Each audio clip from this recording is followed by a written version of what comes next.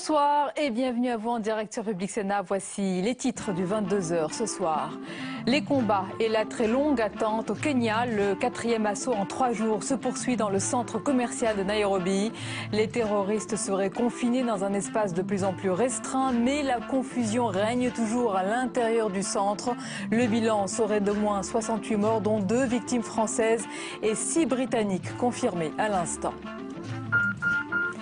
Angela Merkel savoure et cherche partenaire pour son futur gouvernement. À n'en pas douter, les tractations seront vives avec les sociaux-démocrates qui pourraient rejoindre la coalition sous certaines conditions. En attendant, nous allons nous intéresser ce soir aux conséquences de cette réélection sur les relations France-Allemagne et donc sur l'histoire du couple Merkel-Hollande. Retour triomphal des basketteurs français. Tony Parker et l'équipe de France sacrée champion d'Europe ont été reçus tout à l'heure à l'Elysée. Message de félicitations, grand sourire, photos, souvenirs et discours du président de la République. Les images à suivre dans ce journal. Voilà pour le programme de votre 22h. Merci d'être en notre compagnie ce soir. Des explosions en série, des salves de tir, une scène de guerre. Les forces kenyanes tentent toujours de déloger le commando terroriste qui a pris d'assaut samedi le centre de Westgate à Nairobi, tuant au moins 68 personnes. Parmi lesquelles 2 victimes françaises, une mère et sa fille originaires de Nice. Il est actuellement 23h dans la capitale kenyane. La confusion règne sur le sort des otages, mais les terroristes seraient isolés à l'intérieur du centre commercial. On fait le point sur la situation à l'heure actuelle avec Cécile Sixou. Des tirs nourris, une forte explosion, des scènes de guerre et de panique en plein cœur de Nairobi. Cet après-midi, l'armée kenyane donne un nouvel assaut. Elle tente de déloger les islamistes somaliens retranchés dans ce centre commercial depuis près de 3 jours. À l'intérieur du bâtiment, au milieu des cadavres, les forces spéciales ont engagé ce qu'ils appellent une partie de cache-cache avec les terroristes. 3 d'entre eux auraient été tués. Ce soir, les autorités kenyanes affirment avoir libéré presque tous les otages et contrôlé le bâtiment.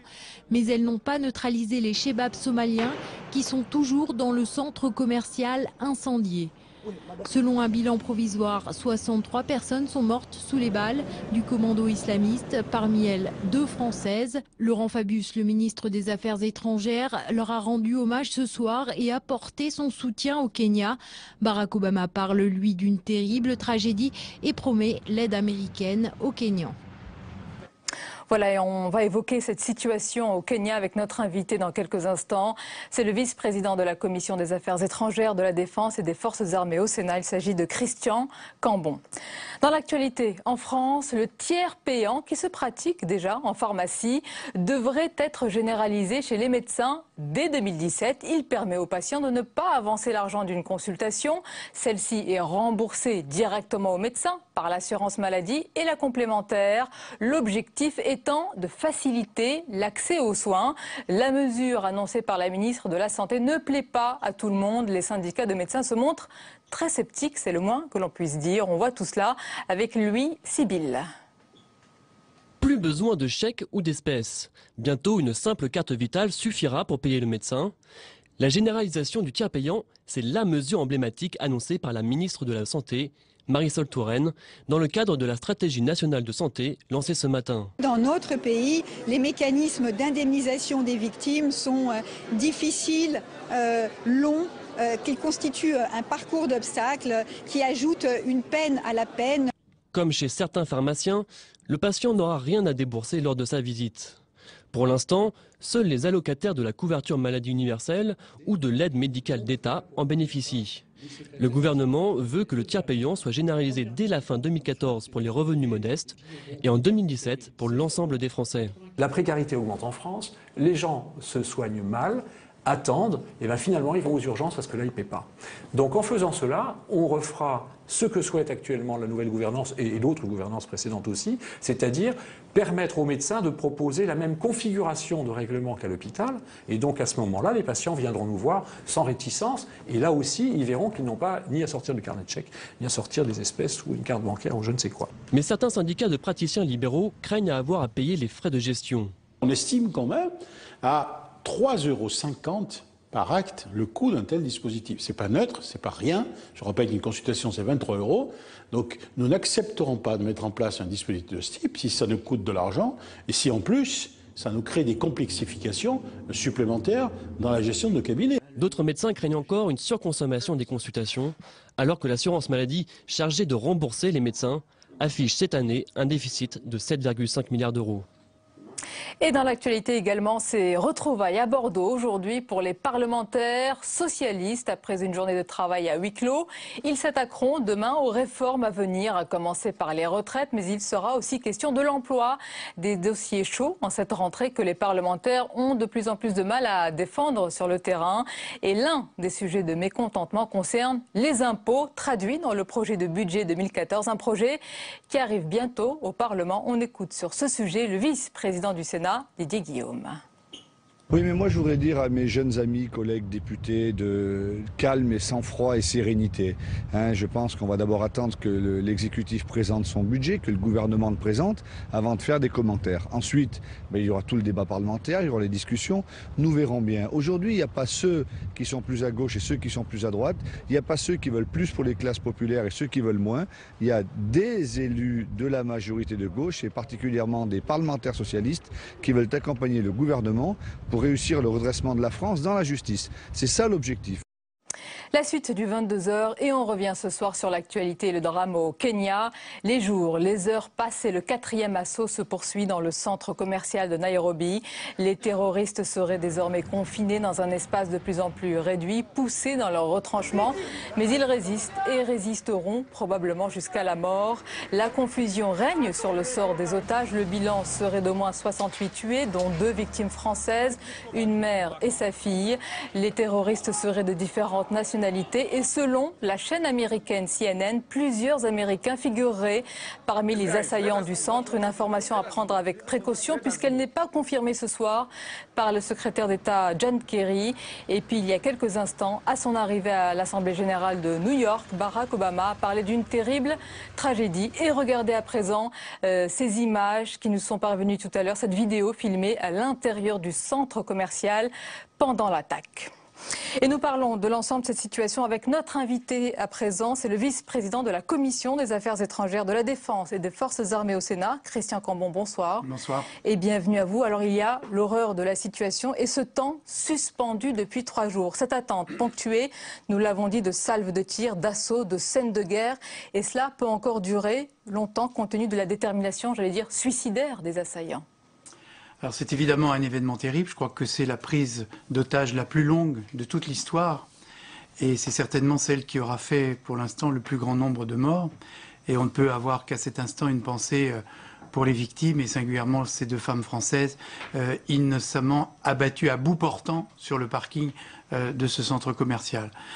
Il y a plusieurs enseignements d'ores et déjà que l'on peut tirer. D'abord, l'endroit. Nous sommes dans cette partie de l'Afrique, le Kenya, où en fait l'Afrique offre ses 2 visages. L'Afrique qui décolle, le Kenya, avec un taux de croissance de 5%, une classe émergente de la bourgeoisie, d'où ce centre commercial qui équivaut à ce que l'on connaît dans les pays occidentaux. Vitrine du pays, oui, de la réussite. De la réussite.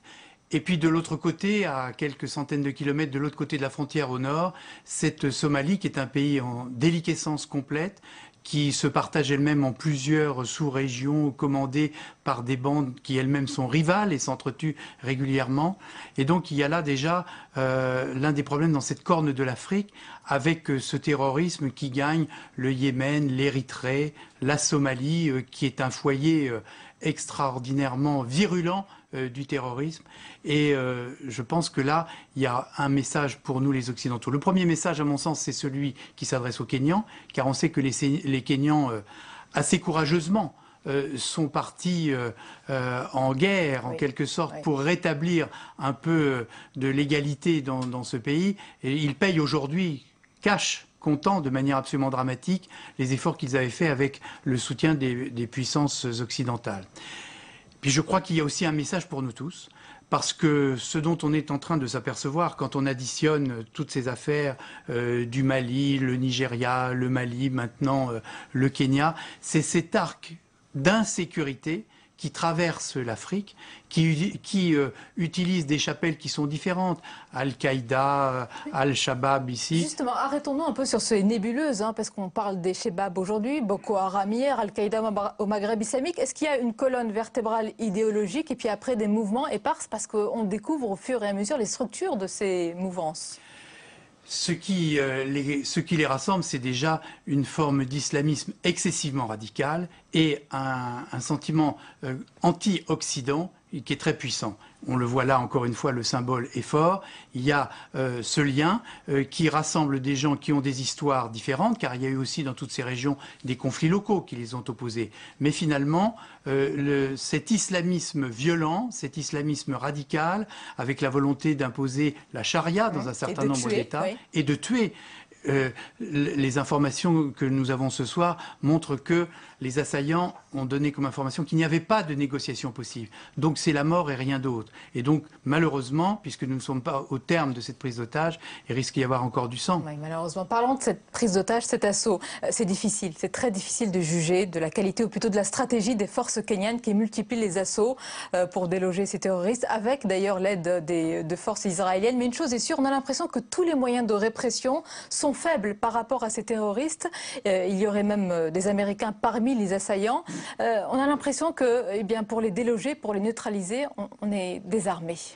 Alors, il y a deux éléments. D'abord, l'internationalisation de ce genre d'opération, puisqu'on apprend, ce qui est quand même une nouvelle qui fait froid dans le dos, que toutes sortes de nationalités, y compris des Canadiens, des Anglais, des Américains, font partie des assaillants. Ce qui est quand même absolument terrible et qui laisse entrevoir que le terrorisme est partout. Et je pense que c'est l'un des messages des terroristes, c'est de dire, vous nous croyez au sol, vous nous croyez écrasés, malheureusement on peut agir quand on veut et où on veut. Souvenons-nous, c'est une opération de communication. L'affaire de Bombay est tout à fait semblable. On prend un lieu mythique, c'était un très grand hôtel ancien, historique, très connu de Bombay. Ici c'est un centre commercial avec des intérêts israéliens et des boutiques occidentales, et on tient le temps. 3 jours, plus de 60 heures déjà, pour que les médias en parlent et prennent peur. Et donc je crois que ça c'est évidemment très important. Alors Christian Cambon, on va poursuivre notre entretien en ligne et en direct avec nous la ministre en charge des Français de l'étranger, Hélène Conway-Mouret. Bonsoir. Bonsoir. Est-ce que ce soir vous pouvez nous dire et donc nous confirmer à l'heure actuelle qu'il n'y a plus d'otages français dans le centre commercial de Nairobi? Et nous n'avons jamais eu confirmation qu'il y avait des otages. Il y a eu en effet un tweet, mais je crois qu'il s'est avéré être parfaitement faux. Mais nous n'avons, jamais eu confirmation de cela. Ce que nous savons, c'est que nous avons malheureusement 2 victimes, une mère et sa fille, qui ont été abattues dans le parking.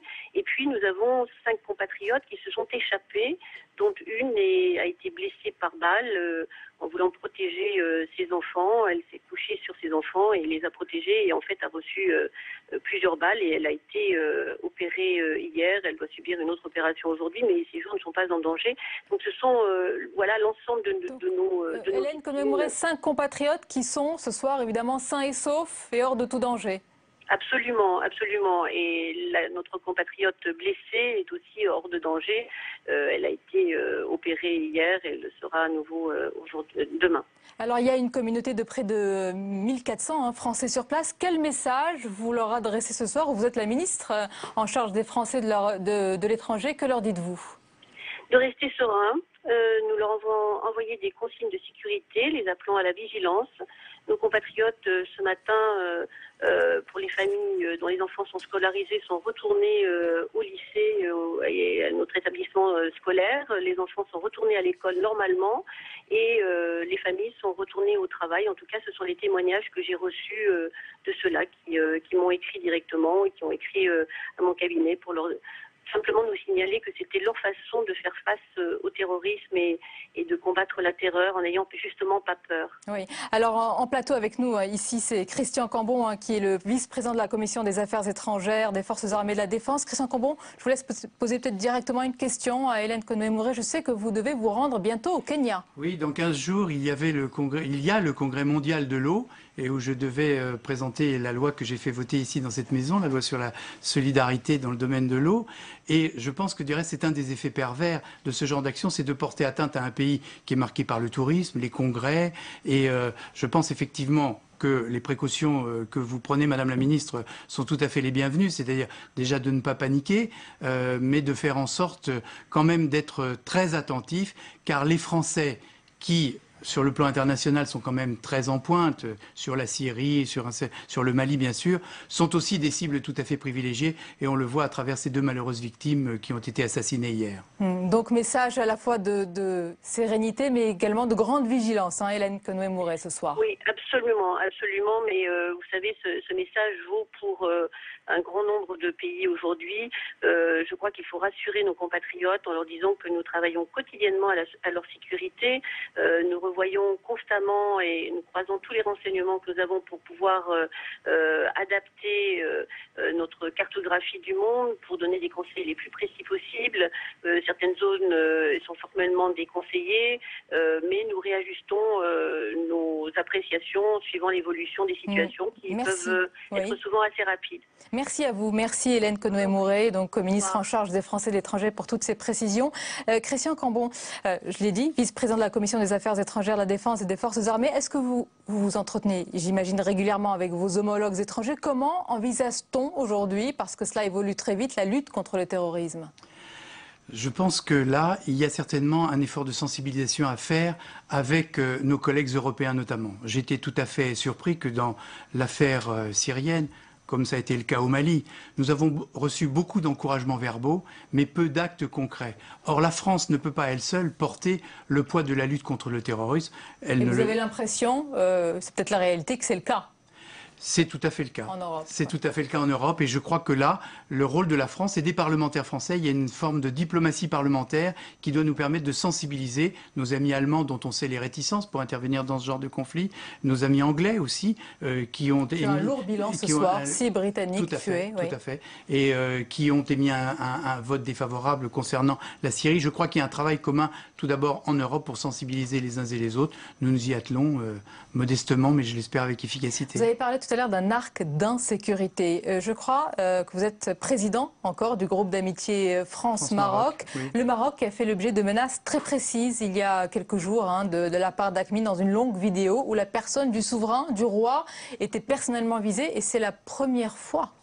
Donc le Maroc visé également. Tout à fait. Je pense que le Maroc, qui a fait beaucoup d'efforts, beaucoup de réformes pour vivre un printemps arabe un peu différent des autres, n'est pas à l'abri de tout cela. Il y a des forces au Maroc qui visent à la déstabilisation de la monarchie. Or, moi je suis de ceux qui pensent que dans cette région, et la proximité du Sahara occidental et de la Mauritanie, du Mali, montre que la présence du Maroc, qui entretient des forces militaires importantes, concourt à notre propre sécurité en Europe. Vous savez, le Maroc, c'est 2h30 d'avion. Hein, et imaginons ce qui serait passé si le Maroc était déstabilisé. Une partie des terroristes maliens, enfin du Mali, serait remontée par cette partie, ce qu'ils n'ont pas fait. Et ils sont plutôt partis vers la Libye et en Somalie aussi, et dans toute la partie orientale. Donc je pense qu'il faut être très attentif. Le Maroc fait beaucoup d'efforts, mais nous devons être aussi très vigilants sur l'évolution de ce pays. Merci beaucoup Christian Cambon d'avoir été notre invité ce soir. La suite du 22h, et on évoque à présent l'actualité outre-Rhin. Elle a fêté son exploit sur une chanson allemande en esquissant quelques pas de danse, timides certes, et un grand sourire. Plébiscité par les Allemands, couronné par la presse, Angela Merkel savoure et se prépare aussi à une intense semaine de négociations et de tractations avec ceux qui pourraient rejoindre sa coalition. La partie s'annonce serrée avec les sociodémocrates qui demandent des gages pour éviter de revivre le mauvais film de 2005 à 2009. On voit tout cela avec Camilla Campuzano. Un couple qui devra se supporter encore 4 ans. Entre François Hollande et Angela Merkel, c'est décidément la chancelière qui mène la danse, avec une victoire écrasante de plus de 41% des voix. Il y aura un problème psychologique, quelqu'un qui est réélu la 3e fois avec plus 13% face à quelqu'un qui est à 23% dans les sondages, c'est pas évident. Angela Merkel, très populaire en Allemagne, mais beaucoup moins en Europe. Elle a besoin d'un partenaire fort. Dans l'idéal, une France avec un climat social plus apaisé, un climat inspiré par le modèle ultra flexible allemand selon ce spécialiste. Et ce climat-là, on souhaiterait en Allemagne qu'il s'établisse en France, pour que la France soit un partenaire politique, notamment face aux pays du Sud, où l'anti-germanisme est virulent en ce moment, où Mme Merkel est présentée comme si elle était Hitler, et l'égalité avec la France permettrait d'avancer bien davantage. Avancer pour construire l'Europe de demain. S'il y a bien un point commun entre Angela Merkel et François Hollande, c'est leur intérêt pour Bruxelles. Bruxelles qu'ils veulent maîtriser pour ne pas se laisser effacer. Et sur ce sujet, en notre compagnie ce soir, notre chroniqueur économique Jean-Louis Gombaud. Bonsoir Jean-Louis. Bonsoir Sonia. Et l'écrivain et journaliste qui a été de longues années en Allemagne, Michel Meyer. Bonsoir. Bonsoir. Bienvenue, vous êtes l'auteur de ce livre, Le roman de l'Allemagne, ou l'histoire secrète d'une renaissance. Merci d'être avec nous. Alors messieurs, dans un instant, on va regarder cette actualité allemande à l'aune de notre propre situation et en fonction de nos intérêts en France. Mais d'abord, Michel Meyer, en Allemagne, hier et aujourd'hui, est-ce qu'on peut dire que le pays est encore plus solide et la chancelière encore plus légitime? Encore plus légitime, elle l'était déjà, parce que après 2 mandats, comment ne pas être légitime? Ce qui est sûr, c'est qu'elle a conforté sa position et qu'elle est maintenant en situation de se poser en maîtresse du jeu. En choisissant, bien entendu, ce qui semble naturel pour une nouvelle grande coalition des sociaux-démocrates, qui devront l'aider à régler un certain nombre de problèmes sociaux en commun. Donc elle se décharge partiellement d'un certain nombre de problèmes qui l'effraient un peu, et peut-être de se rapprocher des Verts, qu'elle a contribué d'ailleurs à amenuiser dans leur influence et à affaiblir. Elle a été membre religieuse avec eux, elle les a un petit peu... Avec les Verts et avec les sociaux-démocrates, en coupant l'herbe sous les pieds des sociaux-démocrates avec des mesures sociales qu'elle a annoncées il y a 2 mois, et avec les Verts, avec une décision qu'elle a prise il y a beaucoup plus de temps, le renoncement au nucléaire après Fukushima, en se comportant en fonction de ce qu'elle est et qu'on ignore un peu en France. C'est une scientifique formée à l'école russe. Oui. Dans un pays totalitaire, avec une capacité de résistance, alors qu'elle était dans les jeunesses communistes privilégiées, par rapport au régime. Il ne faut jamais oublier la puissance de résilience qu'a dû manifester cette femme pour survivre, dans un contexte où son comportement est celui d'une scientifique. Elle procède d'erreur en erreur. Et à partir du moment où elle trouve, où elle approche une vérité, elle considère que la part d'incertitude qu'il y avait, par exemple, dans le nucléaire après Fukushima était insupportable, et elle a donc pris une décision. Dans le même temps, tactiquement, comme vous l'avez dit, elle coupait l'herbe sous les pieds. Alors, elle est redoutable. Oui, elle est redoutable. Racontez-nous comment ça va se passer cette semaine, parce qu'on l'a dit, intense négociation, tractation. On a l'impression qu'on bombe le torse. On dit voilà, on a fait ces résultats, on a besoin de vous, on choisit ses partenaires, il y a des coups de bec, des œillades. Comment ça se passe? C'est une... Je n'aimerais pas être leader social-démocrate dans le contexte actuel, parce que leur campagne électorale n'a pas été terrible. Le candidat est inconnu dans le monde entier, mais un peu plus en Allemagne, il n'a pas été bon du tout. Et ils sont pris en otage, en quelque sorte. Ils ne peuvent pas se refuser à la grande coalition. Ce que va faire Mme Merkel avec ces sociaux-démocrates coincés et emprisonnés, c'est de les utiliser pour prendre les mesures sociales que je viens de noter et vraisemblablement, également en Europe, contribuer avec Mme Merkel, car les différences ne sont pas aussi grandes que ça à ce sujet, à discipliner les élèves un peu laxistes de l'Europe du Sud. Et on risque d'avoir... Elle avait déjà sorti le bâton pour les discipliner. On risque d'avoir des surprises à cet égard par rapport aux sociaux-démocrates.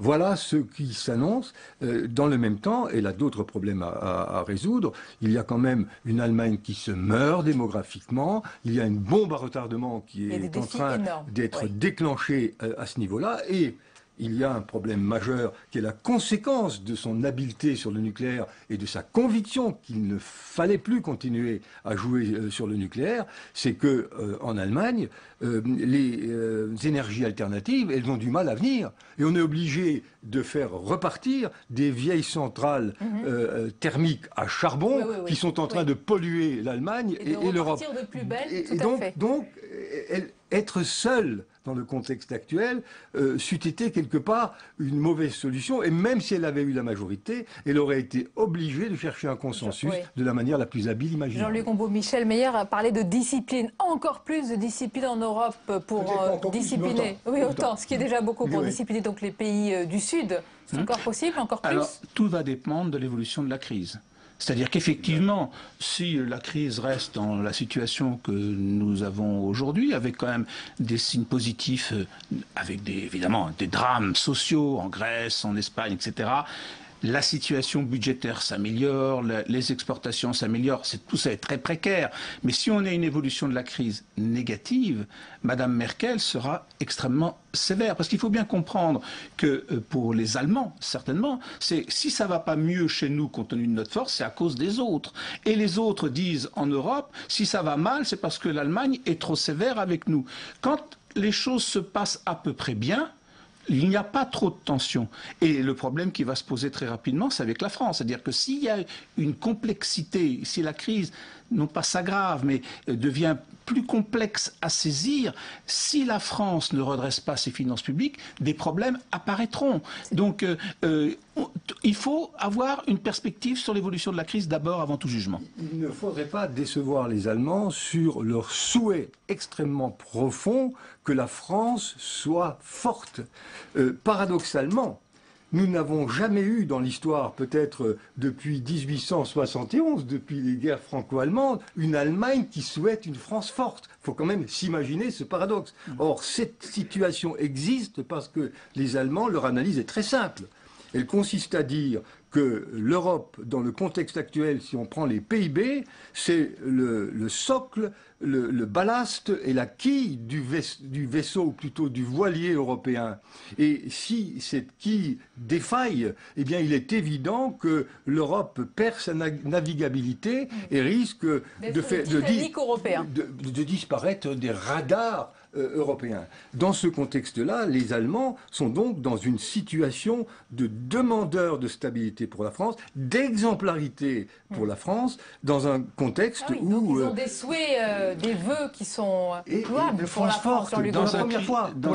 Dans un climat de défiance. Néanmoins. Il y a un scepticisme vis-à-vis de la capacité de la France je vous le laisse dire. À se redresser. Alors on pourrait se dire, mais enfin c'est bizarre, si la France s'affaiblit, l'Allemagne va se renforcer, elle vendra plus de marchandises, elle sera plus forte. Or, c'est exactement le contraire que prévoient les Allemands. Parce que j'abonde dans ce sens-là, parce que les Allemands ont surtout peur du fait que l'Europe capote. Voilà. Ils veulent garder l'Europe, néanmoins, non pas de façon cynique, mais de façon très réaliste, comme le camp de base de leur projection spécifique sur les pays émergents avec leur commerce extérieur, leur performance de commerce extérieur. Le débat est passionnant, on aura l'occasion d'en reparler ensemble. Juste un mot peut-être pour vous deux, la conclusion. Comment vous voyez Angela Merkel? Est-ce que pour vous c'est la maman de la nation? Est-ce que c'est la matrone de la rigueur? Est-ce que c'est les deux à la fois? Une formule que j'utilise très simplement, lorsqu'on l'appelait la moutie, c'est-à-dire la mère de la nation, c'était d'abord dans une acception péjorative parce que c'était les Allemands de l'Est qui se moquaient d'elle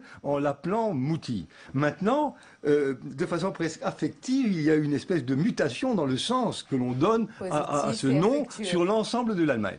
Dans le même temps, on la prend néanmoins pour, non pas une mère Fouettard, mais ce qu'on appelle une mère souabe, c'est-à-dire une mère née dans un pays, ce n'est pas son cas, qui s'appelle la région de Souabe, où il y a les gens les plus économes d'Allemagne, où on ne dépense pas plus que l'on gagne. Voilà. Merci beaucoup, merci à vous Jean-Luc Gombault et Michel Meyer, et en tous les cas Angela Merkel qui s'inscrit probablement dans les pas d'Adenauer, Kohl et d'autres également. On arrive à la fin de ce journal, je vous en rappelle le principal titre. Avec les combats et la très longue attente au Kenya, le 4e assaut en 3 jours se poursuit dans le centre commercial de Nairobi. Les terroristes seraient confinés dans un espace de plus en plus restreint, mais la confusion règne toujours à l'intérieur du centre. Le bilan serait d'au moins 68 morts, dont 2 victimes françaises qui ont été abattues à bout portant. Les terroristes seraient de différentes nationalités et il y a quelques instants, à son arrivée à l'Assemblée générale de New York, Barack Obama a parlé d'une terrible tragédie. C'est la fin de ce journal. Merci beaucoup de nous avoir suivis. Dans un instant, votre soirée documentaire sur Public Sénat. Belle soirée à vous et à demain avec plaisir.